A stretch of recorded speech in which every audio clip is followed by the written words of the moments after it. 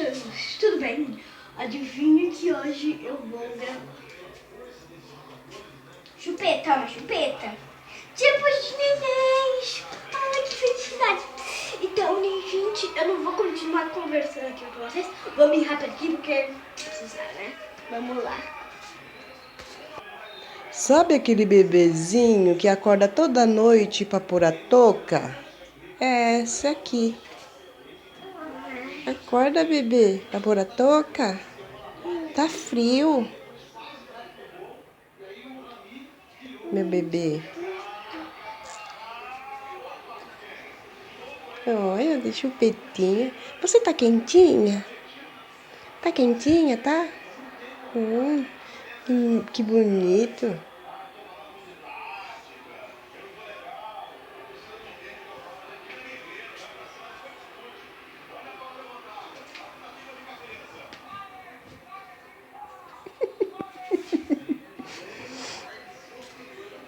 Acorda, bebê. Acorda, bebezinho da mamãe. Vai ficar dormindo quanto tempo? Você vai ficar dormindo com essa chupetinha na boca? Essa chupetinha tá gostosa, tá? Mamãe passou açúcar na chupetinha? Oxi. Tá mal criada a bebê? Minha chupeta!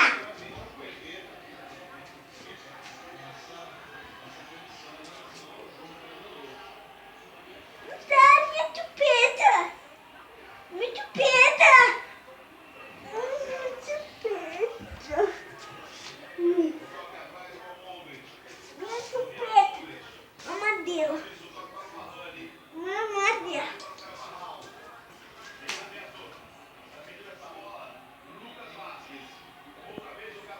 O leitinho tá quentinho, tá gostoso, tá?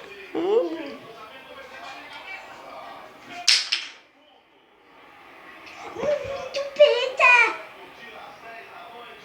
Titia cacada! Cochucha! Vumi!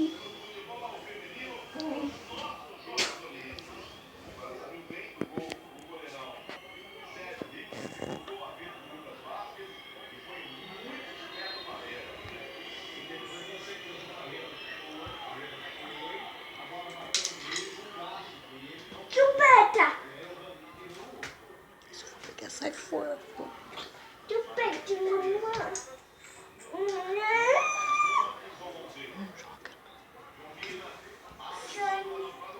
Fala igual neném. Cachata. Mamãe, quero papinha.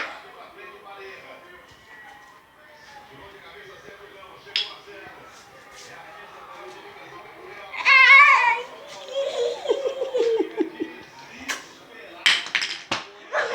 Ai, meu Deus. Que saco de criança.